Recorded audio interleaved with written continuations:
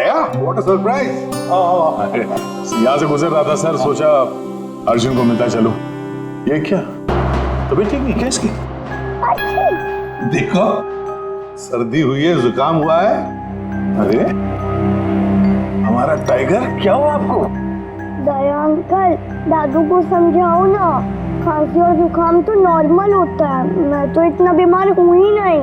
अभी वो नॉर्मल के बच्चे, दादू तू है या दादू मैं हूँ? अरे आप ही दादू हो, लेकिन इतनी चिंता क्यों कर रहे हो?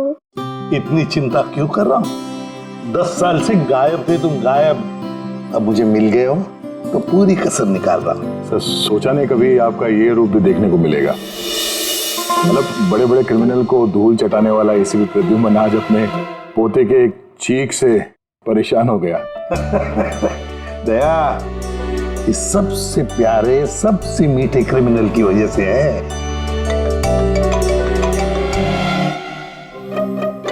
क्या हुआ, फोन कहाँ है?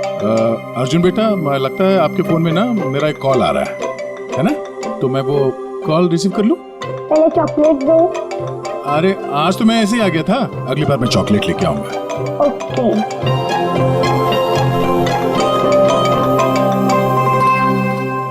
बड़े नॉटी हो गए हो तुम। क्या? कहाँ पे? ठीक है, हम लोग अभी पहुंचते वहां। क्या हुआ? सर वो हेमसुगा के जंगल में एक लाश दफन मिली है कुछ लोगों को।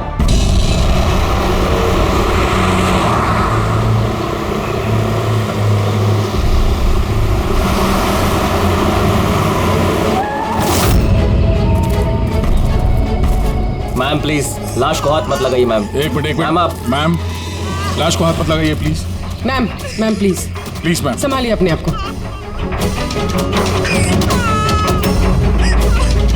चाकू घूप के मारा? नहीं सर, चाकू घोप के नहीं, गोली मार दी गई है। गोली? तो ये चाकू का निशान? सर ये चाकू का निशान नहीं है, तलवार का निशान है। कट यार सुदेश, पूरा टेक खराब कर दिया यार। हाँ सर पता है, लेकिन ये तलवार नहीं निकल रही है। देखिए आप खुद, अटक गई है। ये देखिए।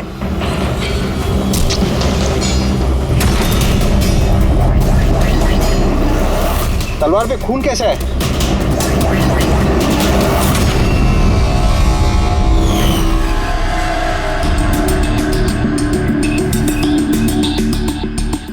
मतलब ये बॉडी जमीन में पहले से दफन थी? जी सर। पेट पे गोली लगी है मैम प्लीज। और छाती पे कहीं भी एग्जिट रूट नहीं है, मतलब गोली अभी भी अंदर है, बाहर नहीं गई है। सर दूर से गोली मारी होगी और पीठ पीछे धोखे से गोली मारी होगी। या धोखे से मारी है या फिर ये किसी को देख के भाग रहा था यहाँ से। ये औरत इनकी बीवी है? जी सर, ये जो लाश है रविंदर की है, ये उनकी आईडी है और इनकी बीवी मालती।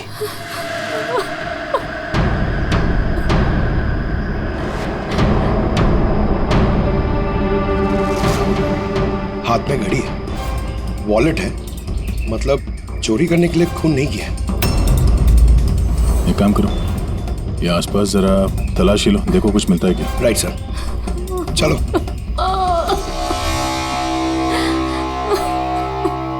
आपने आखिरी बार अपने पति को कब देखा था? आज सुबह 10 बजे। क्या काम करते थे वो? मकान किराए पे छुड़वाते थे और बिकवाते भी थे। मतलब एस्टेट एजेंट। हाँ। आज सुबह कहाँ जाने के लिए निकले थे? एक फ्लैट आज किराए पर चढ़ने वाला था, तो वही चेक करने गई थी कि वहाँ पे कोई सफाई या मरम्मत वगैरह की जरूरत तो नहीं है। सर। हाँ? सर यहाँ आसपास तो कुछ नहीं मिला, ना खून ना कोई सुराग। लगता है गोली यहाँ नहीं चली। क्योंकि सर गोली जंगल में चली ही नहीं। तो फिर कहाँ चली? हो सकता है फ्लैट में, जो आज किराए पर चढ़ने वाला था। आपको कैसे पता? क्योंकि मैं उनसे उस वक्त फोन पे बात कर रही थी। बेबी मैं पूछ रही थी कि सब्जी कौन सी खाओगे? लंच का तो पता नहीं, मगर स्वीट डिश में क्या लूंगा वो मालूम है। मैंने स्वीट डिश नहीं, मैंने सब्जी पूछी है, सब्जी कौन सी खाओगे? अरे कुछ भी बना लो, तुम्हारे हाथ का तो कड़वा करेला भी अच्छा लगता है। तो आज फिर आपको कड़वा करेला ही खिलाती हूँ।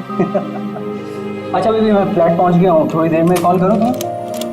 ये क्या? मारना मत मुझे। हेलो हेलो, मुझे मत मारना। नहीं। रविंदर, हेलो, क्या हुआ? तुम कुछ बोल क्यों नहीं रहे? हेलो।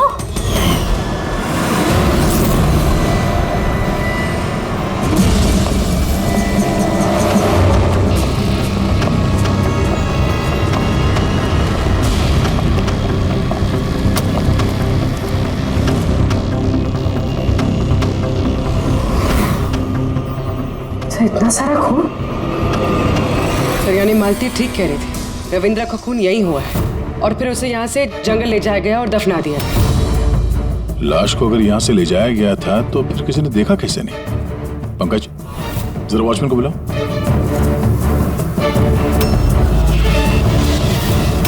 सर ये देखिए, बुलेट्स के निशान।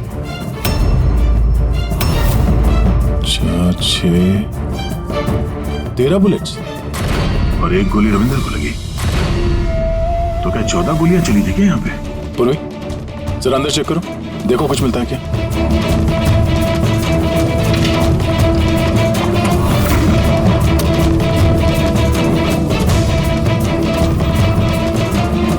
सर, ये खून अंदर आता रहो। ये गोपाल है सर। आज सुबह यहाँ इस फ्लैट में खून हो गया। खून? उसके बाद लाश को यहाँ से ले जाया गया। तुमने देखा नहीं किसी को? कहाँ थे तुम? सर सुबह से मैं यहीं हूँ और बिल्डिंग में से कोई लाश नहीं गई सर। तो क्या लाश के पर लग गए और जंगल में जाके वो दफन हो गई खुद? सीसीटीवी फुटेज लेके आओ इस बिल्डिंग का, जल्दी। सर क्या हुआ? बिल्डिंग में मेंटेनेंस का काम चल रहा है सर, इसलिए सीसीटीवी फुटेज कैमरा बंद है सर। सीसीटीवी फुटेज भी नहीं है? अच्छा रजिस्टर तो होगा ना, कहाँ पे लोग आते हैं, एंट्री करते हैं, वो तो है तुम्हारे पास कि वो भी नहीं है? तो लेके आओ। सर बिल्डिंग में मेंटेनेंस का काम चालू है, इसलिए वर्कर लोग अंदर बाहर कर रहे हैं सर, इसलिए मैंने सुस्ती में नाम दर्ज कराना बंद कर दिया सर। सुस्ती के कारण एंट्री करना बंद कर दिया? तेरे सुस्ती मैं निकालता हूँ। सर मुझे माफ कर दीजिए सर, मैं सच कह रहा हूँ, बिल्डिंग के बाहर कोई लाश नहीं गई सर। तेरे साथ क्या करने वाला हूँ मैं तुझे बाद में बताता हूँ। जा वहां खड़े रहे, बाहर खड़े रहे। चल। सर मुझे तो लग रहा है ये जो वॉचमैन है ना, ये भी मिला हुआ है। सर पूरा फ्लैट खाली है, ये लड़कियों के कुछ कपड़े मिले हैं, हो सकता है किसी पुराने किराएदार के हों। लड़कियों के कपड़े? और कोई सुराग? नहीं सर।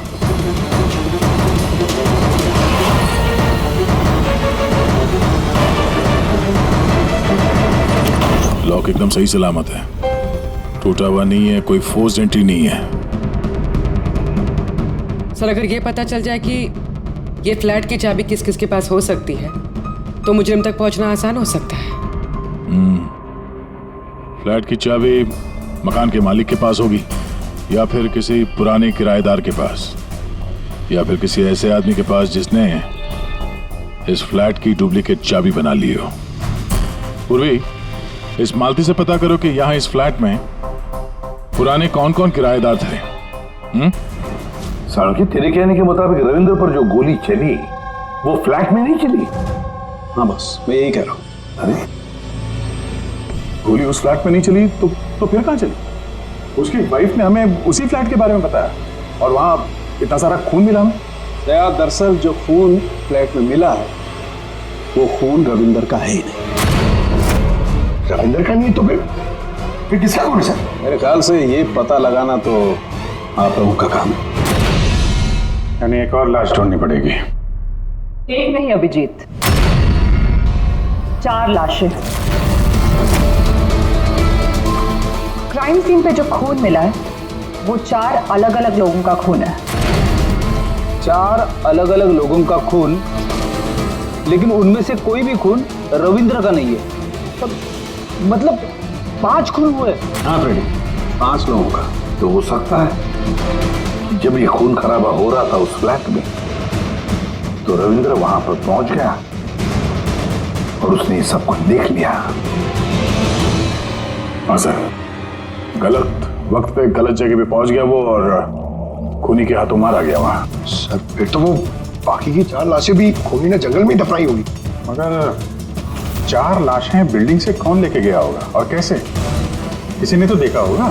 सर, सर मालती ने मुझे किराएदार की डिटेल्स दी। ये फ्लैट 3 साल पहले ही किराए पे चढ़ा था और अब तक सिर्फ 2 लोग रह चुके हैं वहाँ पे। एक है कबीर, जो 1 साल पहले वहां रह रहा था। हाँ सर, रिटायरमेंट के बाद कबीर जी वहाँ अकेले रहते थे और फिर अमेरिका शिफ्ट हो गए अपनी बेटी के पास। और दूसरा है आकाश। 3 महीने में उसे फ्लैट से निकाल दिया गया। आसपास वालों की काफी कंप्लेंट्स थी उसके खिलाफ, क्योंकि वो एक शराबी था। तो इन दोनों के पास फ्लैट की चाबी हो सकती है और फ्लैट के मालिक के पास। फ्लैट का मालिक कौन है? सर मालिक ऑस्ट्रेलिया में रहता है और 3 साल से इंडिया नहीं आया। ये रविंद्र जी उनके अकाउंट में किराए का पैसा डायरेक्ट ट्रांसफर करते थे। तो फिर मुझे ये आकाश ही गड़बड़ लग रहा है। आकाश, मम्मी सोने दो ना। नशे से बाहर आ। मैं मम्मी दिखता हूँ देखो, CID ऑफिसर हूँ मैं। अरे वाह, बारिश हो रही है। Where is my umbrella? खड़ा करो उसे, खड़ा करो। Where is my umbrella? उठो, चल इधर। आकाश जी उठिए, CID वाले आए हैं आपसे पूछताछ करने। Good morning. Good morning, good morning. बात सारी है, इसको इलायची खिलाओ।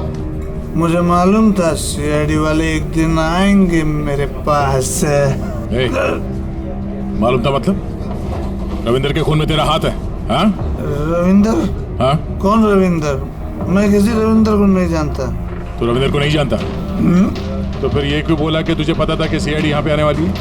क्योंकि मुझे भी CID बनना है, देश की सेवा करना है। लेफ्ट। आकाश, केशव बिल्डिंग, फ्लैट नंबर 105, वहाँ रहते थे ना तुम? रहता था, लेकिन उन लोगों ने मुझे लात मार के भगा दिया। मेरे पूरे कपड़े भी नहीं दिए। I have only this shirt. I'm very poor. शादी हो गई तेरी? नहीं। नहीं? गर्लफ्रेंड है? गर्लफ्रेंड है। वो मेरी। लेकिन ये आप क्यों पूछ रहे हो? This is personal. क्योंकि केशव बिल्डिंग के उसी फ्लैट के कबर्ड में हमें लड़कियों के कपड़े मिले, शायद तुम्हारी गर्लफ्रेंड के। हैं? लड़की मेरे फ्लैट में कभी नहीं आई, कभी नहीं।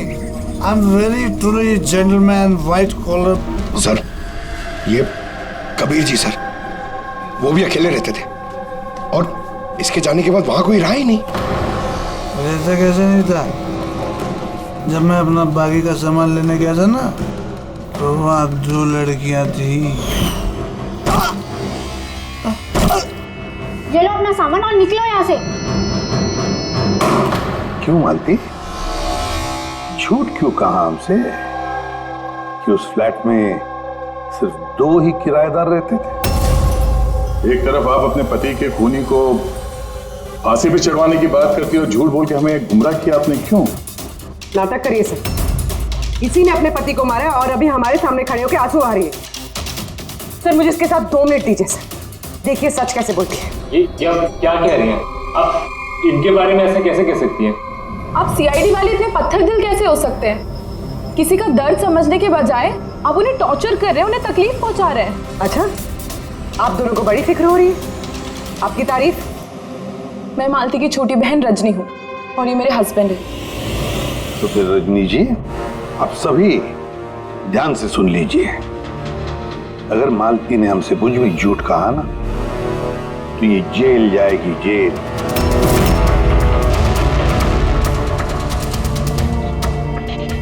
हाँ सर, मैंने झूठ बोला था क्योंकि सर बहुत सारे किराएदारों के हमने रजिस्ट्रेशन नहीं कराए थे। तो गैर कानूनी तरीके से तुमने कुछ लोगों को वहां फ्लैट में ठहराया हुआ था, बिना डॉक्यूमेंट्स और बिना रजिस्ट्रेशन किए हुए। हाँ, ताकि वो रेंट मकान मालिक के बजाय हमें मिल सके। अच्छा, तो इसका मतलब है और भी लोग रह रहे थे इस फ्लैट में, इन 2 किराएदारों से पहले, है ना? तो फिर फ्लैट की चाबी उनके पास भी हो सकती है, क्यों? हमें उन सबकी लिस्ट चाहिए, किराएदार चाहे कानूनी हो या गैर कानूनी, मगर इस बार लिस्ट से एक भी नाम गायब नहीं होना चाहिए, वरना तुम्हारे लिए अच्छा नहीं होगा। सुषमा जी दीदी, निशांत भैया से डायरी ले आओ। जी ठीक है। ये डायरी लेने बाहर क्यों जा रही है? वो किराएदारों की लिस्ट वाली डायरी रविंदर ने हमारे पड़ोसी के यहाँ रखवाई थी। वाह, ताकि अगर कोई आपके इस घर की तलाशी ले तो आपकी पोल नहीं खुलेगी। रजनी जी, आपकी बहन बड़ी होशियार है, क्यों?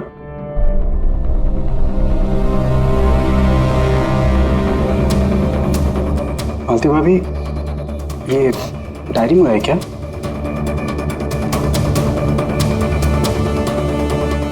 भाभी, सब ठीक है ना? सर, हाँ, 8 और लोग हैं। 8 लोग हैं। इनकी कुंडली निकाल लो, खूनी इनमें से कोई एक हो सकता है।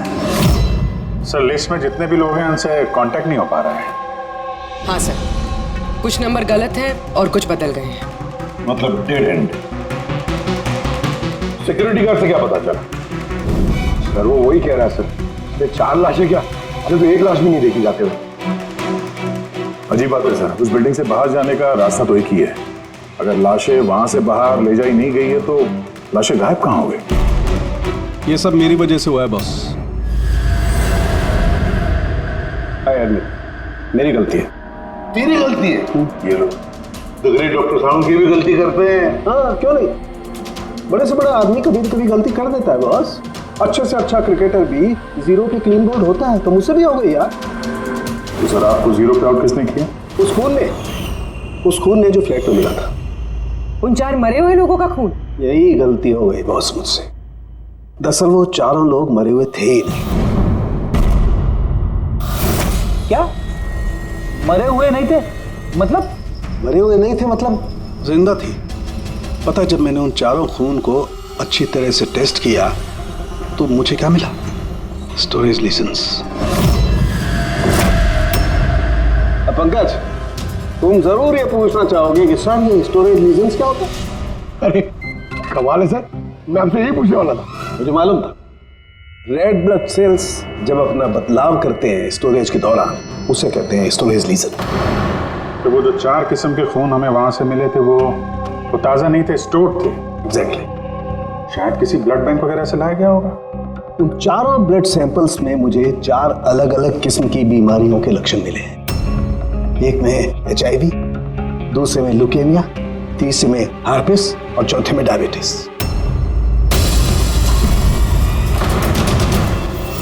कंटामिनेटेड खून, मतलब ये 4 खून के सैंपल किसी ऐसी जगह से लाए गए हैं जहां पे बीमारी वाला खून स्टोर होता है सर।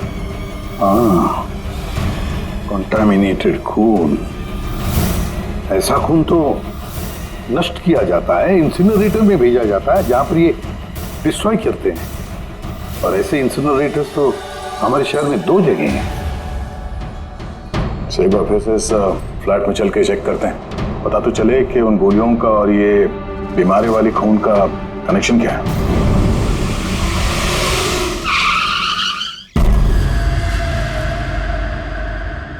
केस तो कुछ ज्यादा ही उलझता जा रहा है। अगर यहाँ इस फ्लैट में किसी को नहीं मारा गया था तो इतना सारा खून यहाँ जमीन पे क्यों पड़ा हुआ है और दीवार पे ये गोलियां क्यों चलाई हैं? हाँ? सर, जो गोलियों के निशान है वो सिर्फ इस दीवार पर है। इसका क्या मतलब है? इसका मतलब गोली चलाने वाला यहाँ खड़ा था, यहाँ से उसने गोली चलाई। मगर सर, इस इन्फेक्टेड खून का क्या कनेक्शन हो सकता है इस केस से? और सर, खून सिर्फ फ्लोर पर है, ना यहाँ पर है, ना इस पर है, ना दीवारों पे। इसका क्या मतलब है? एक और बात, हमें इस घर से गोलियां नहीं मिली, मिले हैं तो सिर्फ गोलियों के निशान। इसका मतलब है कि मुजरिम ने यहाँ इसको कमरे को साफ करने की कोशिश की है, मगर पूरी तरह साफ नहीं कर पाया। उससे पहले उसे जाना पड़ा। क्यों? एक काम करो, स्प्रे लेके आओ, दीवार पे स्प्रे मारो, पता तो चले कि यहाँ पे है क्या।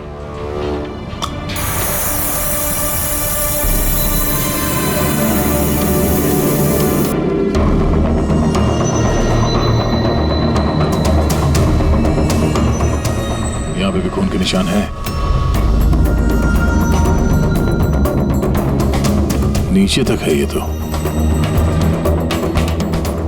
सिवाय इस जगह के। सर ये देखिए, गोलियां यहां लगी हुई हैं, लेकिन गोली का निशान यहां पर नहीं है।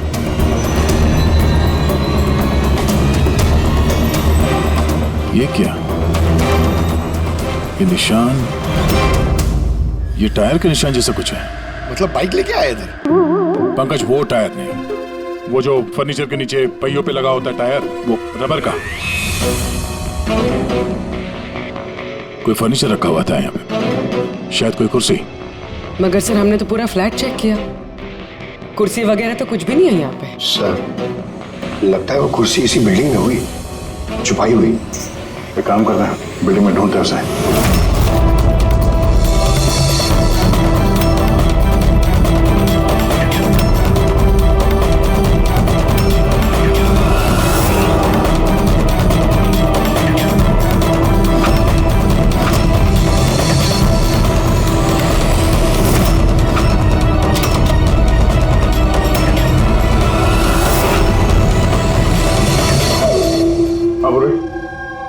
मिल गई कुर्सी।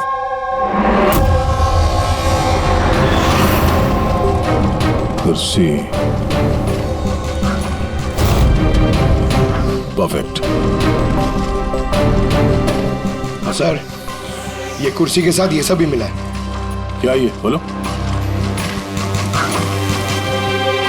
ये अब समझ आ गई सर पूरी पहेली। खूनी ने पहले इस मैनिक्विन को चेयर पे बिठाया और चेयर को दीवार से लगा दिया। इस मैनिक्विन के ऊपर वो खून के बैग्स थे और बहुत सारे बुलेट फायर करने की वजह से ये दीवार पे जो बुलेट्स है और ये सारा खून आसपास गिर गया। ये जिसने भी किया ये बड़ा सरफिरा आदमी, मतलब ये सब करने की जरूरत क्या थी?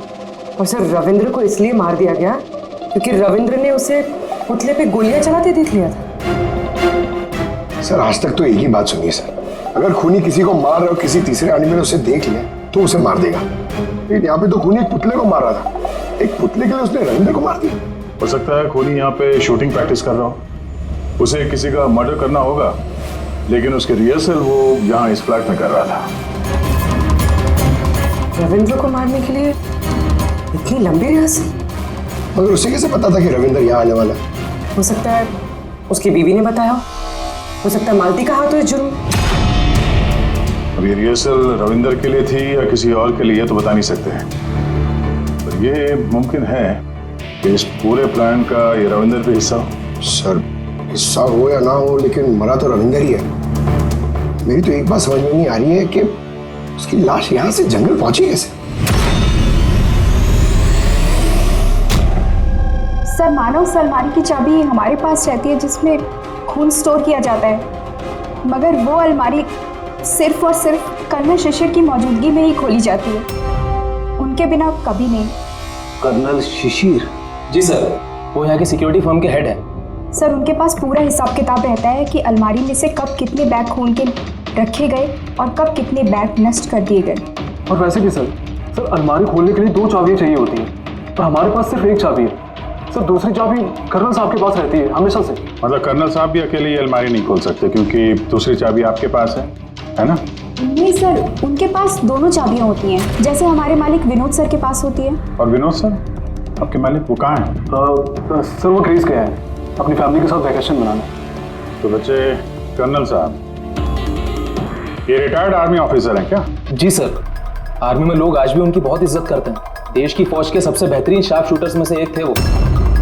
आर्मी छोड़कर उन्होंने अपनी खुद की सिक्योरिटी फर्म चालू कर दी। सर खूनी जिस तरीके से गोली चला रहा था वहां पे, लगता है गन पे हाथ काफी साफ था उसका। कहीं ये कर्नल शिशिरी तो शामिल नहीं है इस जुर्म में? मिलते हैं कर्नल साहब से।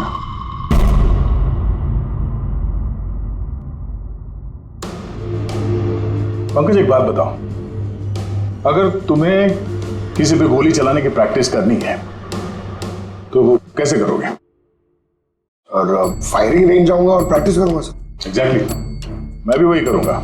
कोई भी नॉर्मल इंसान यही करेगा, फायरिंग रेंज पे जाएगा और टारगेट प्रैक्टिस करेगा। लेकिन खूनी ने रिहर्सल करने के लिए इतना झमेला क्यों उठाया? हाँ सर, पहले इस फ्लैट में चोरों की तरह घुसना, फिर मैनिक्विन को यहाँ बिठाना, खून के बैग चुराना, सिर्फ प्रैक्टिस के लिए। और रविंदर सिर्फ इसलिए मारा गया क्योंकि उसने उसे प्रैक्टिस करते हुए देख लिया था कि खूनी कुछ बहुत बड़ा करने वाला है।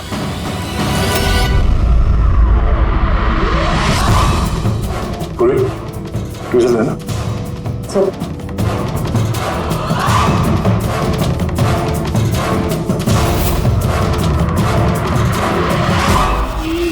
राइफल की गोली? ओह,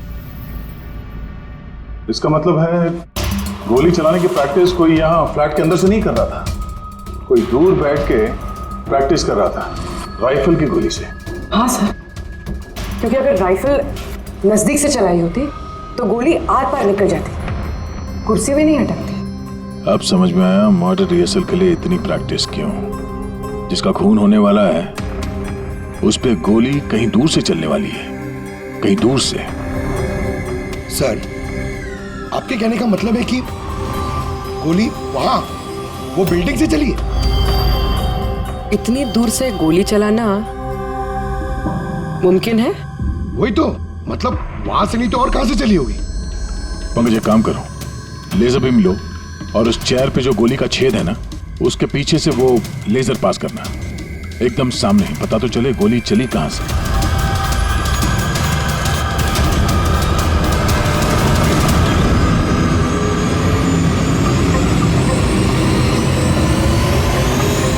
बिलबोर्ड? कोई बिलबोर्ड से गोली कैसे चला सकता है, वो भी सड़क के बीचों बीच? कमाल है, सीआईडी वाले मेरे घर पे पहली बार आए हैं, वो भी मेरे आर्मी के दिनों की तारीफ करने नहीं बल्कि खून के लिए मुझ पे इल्जाम लगाते। इल्जाम नहीं लगा रहे हैं, सिर्फ अपनी ड्यूटी कर रहे हैं, और ड्यूटी की अहमियत आप जैसे फौजी से बेहतर कौन समझ सकता है। तो आपको ये भी पता होगा अभिजीत बाबू कि आपके और मेरे जैसे सिपाही देश की रक्षा करते वक्त अपनी जान दे देते हैं, लेकिन अपने देश से और अपने काम से कभी गद्दारी नहीं करते हैं। देखिए, ना तो मैंने उस खून की चोरी की है और ना ही मैंने किसी का खून किया है। वैसे अपने फौज के दिनों में आपने बॉर्डर पे तो कई दुश्मनों को मारा होगा। दुश्मनों की जान लेने में और मासूमों की जान लेने में जमीन आसमान का फर्क होता है, और आपने भी तो कई गुनहगारों को मारा होगा अपनी ड्यूटी के दौरान। क्यों, ये फर्क समझ नहीं आता आपको? आता है, लेकिन ये समझ में नहीं आ रहा कि चाबी सिर्फ आपके पास है, तो फिर वो खून चोरी कैसे होगा? उसकी इंक्वायरी मैं कर रहा हूं, जैसे ही मुझे पता चलेगा आप लोगों को बता दूंगा। अच्छा, क्या ऐसा नहीं हो सकता कि आपकी उन चाबियों की किसी ने डुप्लीकेट चाबी बनवा ली हो? बिल्कुल नहीं। अनुशासन समझते हैं आप, डिसिप्लिन। आर्मी की ट्रेनिंग में डिसिप्लिन का बहुत बड़ा महत्व होता है, और आज भी मैं अपनी जाती जिंदगी में उस डिसिप्लिन का पालन करता हूं। ये चाबी मुझसे 1 मिनट भी दूर नहीं होती, इसलिए असल जिंदगी में तो क्या, ख्वाब में भी कोई इसका डुप्लीकेट नहीं बनवा सकता। ठीक है, आपका स्टेटमेंट तो सुन लिया, लेकिन अभी तक ऐसा कोई सबूत नहीं मिला जिससे आप पूरी तरह निर्दोष साबित हो सके। इसलिए जब तक ये केस सॉल्व नहीं होता, यहाँ आना जाना लगा रहेगा।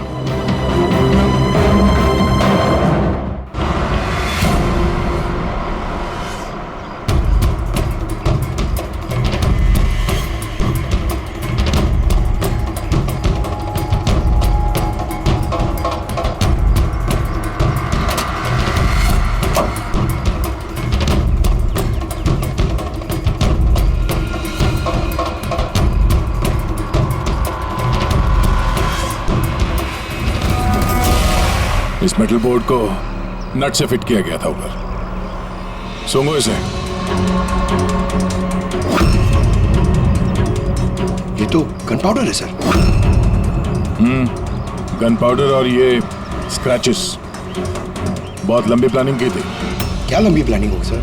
पंकज खूनी ने इस मेटल प्लेट का इस्तेमाल गोलियों की दिशा बदलने के लिए की थी। जैसे ही उसने इस मेटल प्लेट पे गोली चलाई, इस पे गोली लगने के बाद गोली की ट्रेजेक्ट्री बदल गई और वो सीधे जाके पुतले पे लगी। मतलब असली रिहर्सल इस मेटल प्लेट पे गोली चला के ट्रेजेक्ट्री बदलने की थी, सिर्फ निशाना लगाने की नहीं। सर क्या लगता है कौन सी बालकनी से गोली चलाई होगी? एक बात तो साफ है, गोली सामने से नहीं चली है। गोली यहाँ इसी बिल्डिंग से चली है, या तो ऊपर से, नीचे से, या फिर अगल बगल से कहीं। पता करना पड़ेगा। कोई ना कोई बहुत जल्द मरने वाले से है, ठीक उसी तरह से जैसे खूनी ने उस फ्लैट में खून की रिहर्सल की थी। इस मर्डर को होने से रोकना होगा सर, किसी भी हाल में। सर उस बिल्डिंग के एक एक फ्लैट की एक एक ईंट चेक की सर, लेकिन पता नहीं चला कि खूनी ने गोली कहां से चलाई। अगर इस खूनी ने बेड़ा उठाया रिहर्सल करके ही खून करने का, तो फिर वो वैसा ही फ्लैट ढूंढेगा जैसा फ्लैट उसे वो खून करते वक्त मिले। मतलब सर असली विक्टिम का जो फ्लैट होगा, खूनी ने ठीक उसी पैटर्न का फ्लैट ढूंढा होगा। हर बिल्डर का अपना एक अलग पैटर्न होता है फ्लैट्स का। एबीसी का अलग, XYZ का अलग। तो हमें उस पैटर्न का फ्लैट देखना होगा सर, जैसे वहां उस रिहर्सल में यूज हुआ था। सर ये बिल्डिंग तो आकव बिल्डर की है और इनकी कुल मिलाकर 24 प्रॉपर्टीज है पूरे शहर। मतलब जिसका खून होने वाला है वो 24 बिल्डिंग में से किसी एक बिल्डिंग में हो सकता है। लेकिन 24 बिल्डिंग में से 7 बिल्डिंग्स ऐसी हैं जिसका पैटर्न इस रविंदर के फ्लैट से मिलता है। मतलब हमें 7 के 7 बिल्डिंग ढूंढनी पड़ेंगी। 7 बिल्डिंग, अगर एक बिल्डिंग में 50 फ्लैट है तो 350 फ्लैट, सब बहुत ज्यादा वक्त नहीं लग जाएगा। अगर चाहे जो कुछ भी हो, करना तो पड़ेगा ही। सर ये कर्नल शिशिर गड़बड़ आदमी है सर। ये सेना में शार्प शूटर था और ये जो खराब ब्लड डिस्पोजल करते हैं ना, वहां का चीफ सिक्योरिटी ऑफिसर है। पंकज ये ब्लूप्रिंट किसका है? ये रविंदर के फ्लैट का है सर, जहाँ पे मर्डर नहीं हुआ था बट रिहर्सल हुआ था।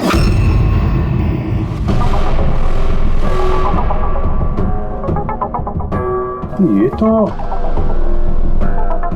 कर्नल शिशिर के फ्लैट जैसा है सर।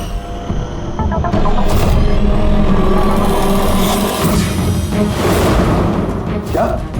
हाँ सर, ये फ्लैट का लेआउट बिल्कुल कर्नल शिशिर के फ्लैट जैसा है। ये चेयर पे मैंने कोई नहीं, ऐसे ही चेयर पे वो रोज शाम को 4 बजे चाय पीता है सर।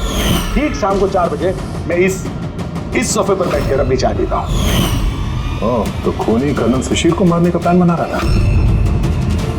4 बजने वाले हैं, वो कर्नल शिशिर को मारेगा, वो भी आज ही मारेगा। उसे पता है कि हम CID वाले उसके पीछे पड़े हैं। जल्द से जल्द कर्नल शिशिर तक पहुंचना होगा।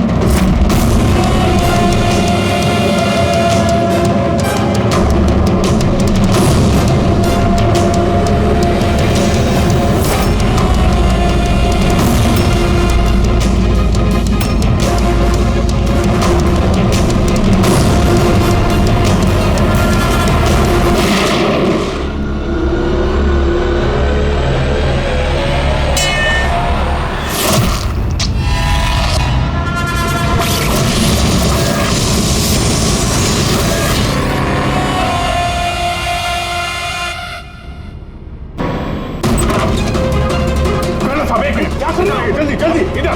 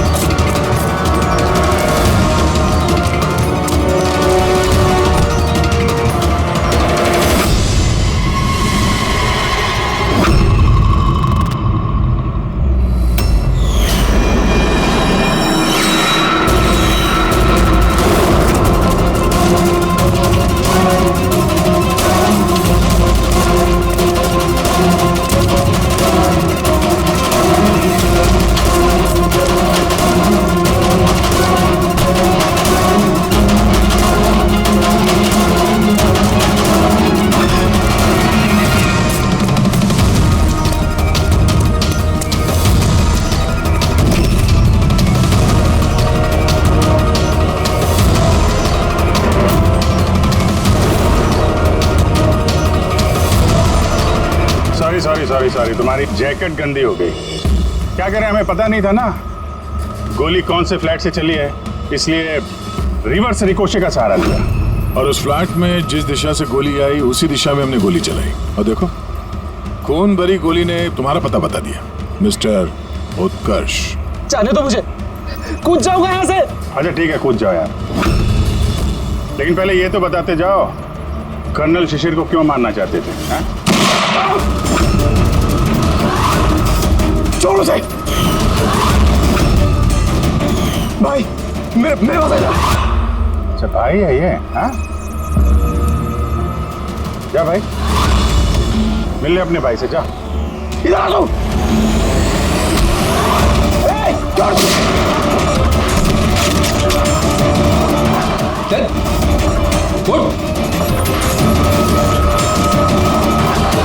निशांत, निशांत और उत्कर्ष, तुम दोनों भाई हो।